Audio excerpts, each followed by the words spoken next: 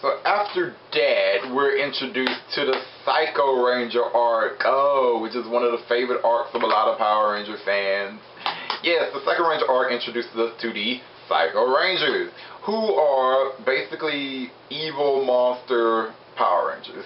Yep, that are psychopaths. Yes, they're really crazy. Astronema apparently created them and connected them to the powers of Dark Spectre. I don't know how she did that, but she did it, damn it. Don't question Astronema. So yeah, she did that. And it's awesome plan to usurp Dark Spectre. Like, she wants to be the Grand Monarch of Evil. So apparently Dark Spectre had Astronema programmed to be evil now, but he didn't put loyalty in that programming. Kind of stupid if you ask me, but whatever. So Astronema is trying to destroy Dark Spectre, take over. So yeah, the Psycho Rangers are incredibly powerful. They, in my opinion, they're like the strongest enemy the Power Rangers have ever faced. Like, they had powers and strength like no other villain had. It gave the Rangers a real run for their money. It took everything out of the Rangers to destroy them, like, one of them by themselves. Like, they destroyed Psycho Pink by herself and Psycho Blue by himself. And it just took everything out of them to destroy the last three together. So, oh man. And the Rangers and the Psycho Rangers were so fixated on destroying the Rangers, like, they eventually didn't even want to listen to Astronema. Like, they wanted to destroy those Rangers. And Astronema had the knack of pissing them off, because every time they were close to destroying the Rangers, she would pull the Psycho Rangers back, because she's trying to drain out all of Dark Spectre's power. And if the Psycho Rangers destroy the Space Rangers in 2 seconds, well, that's not going to drain Dark Spectre's power. So she wants them to fight as long as possible, you know. It was a very good arc. I liked it enough. Okay, episode 38, Mission to Secret City, has to be talked about. I mean, it's a good episode and all, but, you know, the most important thing is that Andros got a Battleizer, and it's the first time that Battleizers had ever been introduced in existence. It's a purely Power Ranger-made thing. It's just a big old fighting armor that the Red Rangers get, and I always loved them, and I wish they would bring them back, but, yeah. Andros' was awesome. It's unique. I mean, it got all those big old muscles and crab. It looks ridiculous, but I still love it, so I don't know. In episode 39, I'll talk about real quick, because at this point, the Rangers had destroyed the Psycho Rangers, but they are so crazily fixated upon the Rangers that their ghosts have freaking come back. Like, they can't even move on to hell or wherever. They still want to kill the Rangers, so they're back as ghosts. And then they found some way to come, like, back to life, like, to get their bodies solid again. And they were fighting the Rangers. And then at the end, the Rangers managed to have the Psycho Rangers, like, digitized by this machine and turned into data cards. And this is important for the next season, which is why I'm bringing it up. So episode 40 is always an episode I liked as a kid, just because it's silly. Astronema puts like this web around the Astro Mega Shield, and it interferes with the Rangers' powers. I guess their powers are connected to the ship. I never really thought of it that way, but I guess. So the Rangers were stranded on this random planet, and Alpha and Deca were left alone, like, on the ship, and then Ecliptor sneaked onto the ship, and he was trying to get control of everything, and Alpha did his best to keep him away, but then Ecliptor discovered where the Delta Megazord was and stuff, so he went to go destroy it, and somehow Ecliptor gained, like, extra powers and became red and stronger, and yeah, Thing is, they defeated Ecliptor, but he destroyed the Delta Megazord. Sad times. And then in the next episode, A Line in the Sand, the Rangers fought this monster Tankenstein, and they lost the Mega Vorture, which was their most powerful Megazord. Sad times. The Rangers lost 2 freaking Megazords. And can I just comment on the monster in this episode, Tankenstein? So throughout this episode, this monster was stalking the Rangers and following them, and he would teleport them to this desert so he could destroy them, I guess. So when he would stalk the Rangers, like, he would be driving, like, he's the shape of a tank, so he would be driving towards the Rangers, and before he would run them down, he would teleport them. Why don't you just run them down? See, I didn't like that. It's like, you teleported them to a desert so that you can destroy them. Like, if you're going to destroy them anyway, just run them down. And then we get to Countdown to Destruction. Countdown to Destruction is the most legendary finale in all of Power Rangers. So in said finale, Dark Spectre is talking to Astronema, and he says, you know what, I have all these villain factions who serve under me and all. Tell them all to attack the universe at the same time so we can finally conquer it.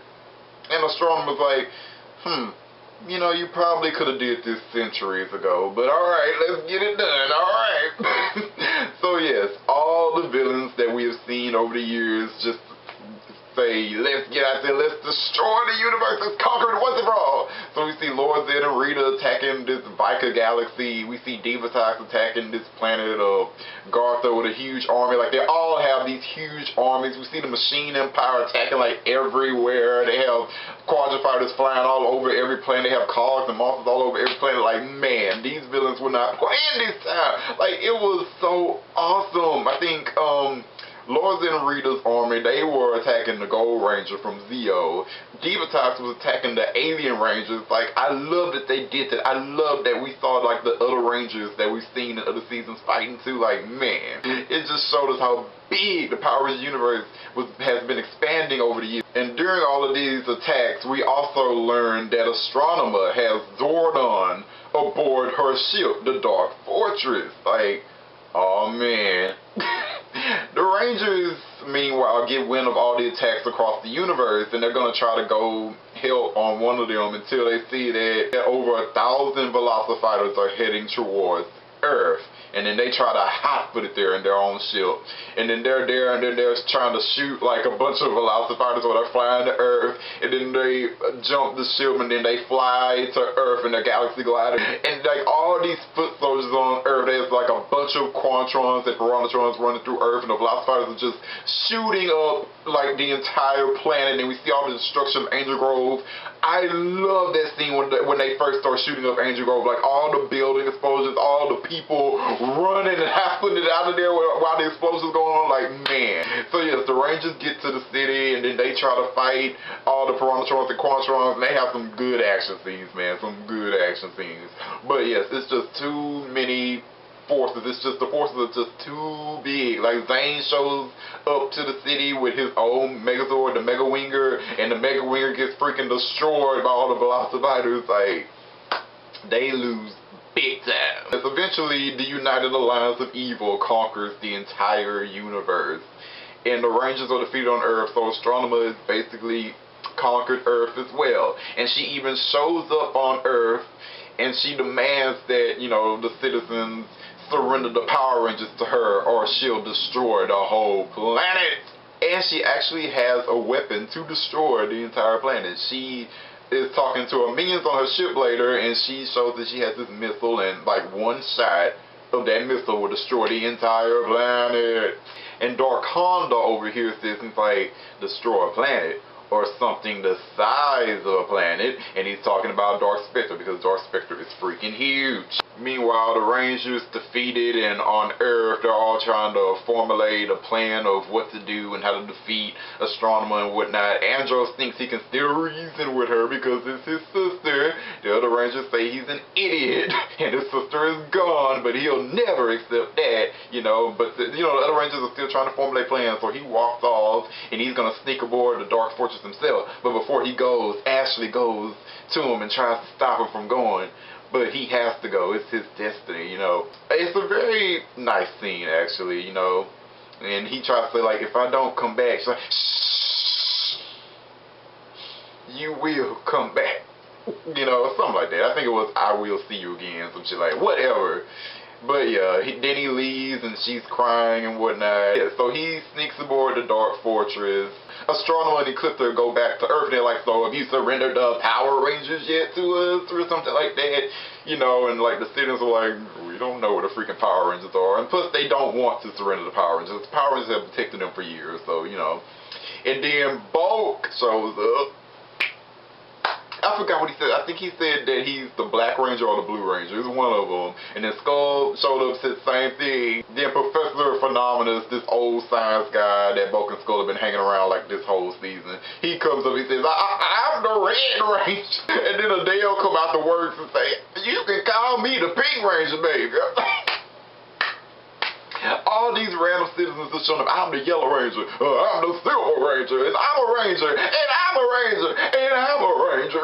Astronema was pissed, and he said, you know what, fine, destroy all the Rangers. And then TJ and others stepped up and said, wait, we are the Power Rangers. Then they morph, and then they get in there and they handle business. And what made it really great is that the civilians got into the action too. They're like, you know, well, come on, let's get in there. You know, Bulk said that. He yelled to the people like, come on, let's get in there. Who's with me? Yeah! And then Bulk and Skull like shook hands, and then they got in on that act. Oh my God, this finale is amazing. It's amazing. What did I skip? Because I skipped something. Oh, Dark Spectre got destroyed. Yeah, Dark Conda, he stole that missile that could destroy a planet, and he used it on Dark Spectre because Dark Conda's a freaking snake. So Dark Conda shot the missile, and Dark Spectre, you know, started to blow up while he was talking to Astronema. And Astronema was like, oh my God, what's going on? Dark Spectre destroyed? How could this happen? And then she took this moment where she was just silent and thinking, and I think it was that she was thinking like, wait, did the stuff with the Psycho Rangers finally kill him? I mean, that took long enough. Yeah, then Dark Conda was about to fire another missile to kill Astronema and Ecliptor so that he can take over completely, and then Dark Spectre showed up and blocked that missile, and then he ate Dark Conda, and then Dark Spectre blew up, and like all his body parts, I guess, just flew to Earth and stuff. Like, I love that scene, man. And then after that, Ecliptor and Astronema sent a message to all the evil forces in the universe, and they said that Astronema is now the supreme leader. Divatox was pissed, but hey, you're gonna have to get over it. So yeah, anyway, back to Andros sneaking aboard the Dark Fortress like a boss. He snuck up on the ship, and while he was there, he met Zordon. And, you know, and they were talking about how evil has taken over the universe. And then Zordon's like, the only way to stop this now is to destroy my energy tube. And if Andros does that, then Zordon will die. But, like, all the good energy from his tube will destroy the forces of evils. And, you know, and Andros summoned his Power Saber, but he couldn't do it. He couldn't kill Zordon. And then Astronema shows up, and she's like, well, how about I destroy you? And then she blasts Andros, and they have a good action scene, which ends in Andros deflecting one of her energy beams, and it strikes Astronema, and then it kills her. Then she falls down, and Andros crying over everything. And then Ecliptor comes in the scene. He's like, oh my God, my precious princess. You were like a daughter to me. Like, I really love that scene. Like, I love how much Ecliptor cares for Astronema. And then he looks at Andros, he's like, how could you do this? Your own sister! You'll see that you pay for this. It was the last thing I ever do. And they had a good damn fight scene too, and Andros kicked his ass. And then Zordon gave him a good speech as well. Like, Andros, it is your duty as the Power Ranger to save the universe. Now is the time.